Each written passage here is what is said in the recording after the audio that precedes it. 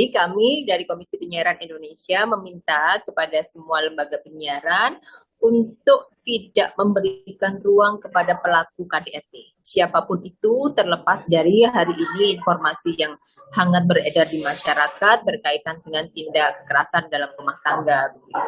Kenapa kita meminta itu?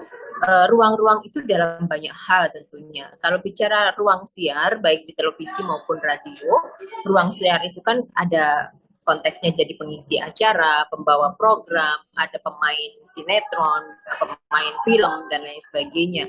Ada juga dalam konteks jurnalistik adalah sebagai narasumber untuk diwawancarai, sebagai kebutuhan untuk cover both side dalam konteks pemberitaan.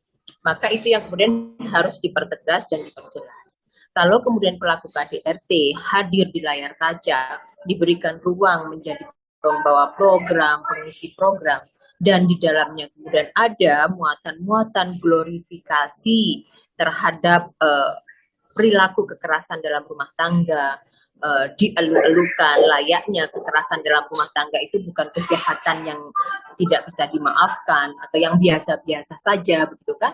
Ini akan menimbulkan perspektif di publik bahwa ya KDRT adalah hal yang biasa dan wajar begitu, taruhlah begitu. Dan ini tidak akan memberikan efek jera kepada pelaku KDRT. Maka dalam rangka berupaya untuk turut serta melakukan upaya penghapusan kekerasan dalam rumah tangga, upaya KPI dalam rangka memberikan efek jera yang seperti ini, bahwa tidak akan diberikan ruang kepada para pelaku KDRT. Program siaran yang mengglorifikasi pelaku KDRT saya kira kok tidak memiliki etika yang tepat ketika itu dihadirkan di layar kaca. Kita masih ingat betul beberapa waktu yang lalu ada public figure, artis yang baru keluar dari penjara, diglorifikasi sedemikian rupa, dikalungi bunga, diarak dengan mobil, padahal dia adalah pelaku kekerasan seksual. Nah, ini yang kemudian perlu menjadi perhatian kita semuanya. Dalam konteks pengawasan di KPI memang mengawasi program siaran dan televisi.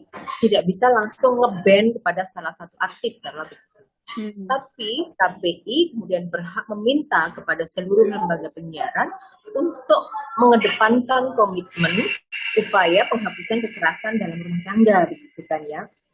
Karena apa? Ya ini adalah bagian dari pelanggaran hak asasi manusia. Ini adalah kejahatan yang tidak bisa dimaafkan. Karena apa? Karena ya banyak hak yang kemudian akan tercederai ketika ini dilakukan, gitu kan, gitu. Satu hal lagi yang kemudian harusnya dilakukan oleh teman-teman di lembaga penyiaran, mengedukasi publik bagaimana kemudian masyarakat ini bisa lebih aware, bisa melapor, bisa berani ketika melihat maupun mengalami kekerasan dalam rumah tangga, itu langsung melaporkan kepada pihak-pihak yang berwajib. Saya kira hari ini yang dilakukan oleh korban yang tengah marak dibincangkan oleh publik itu adalah memberikan pesan kepada publik kalau mendapatkan kekerasan dalam rumah tangga harus berani melapor.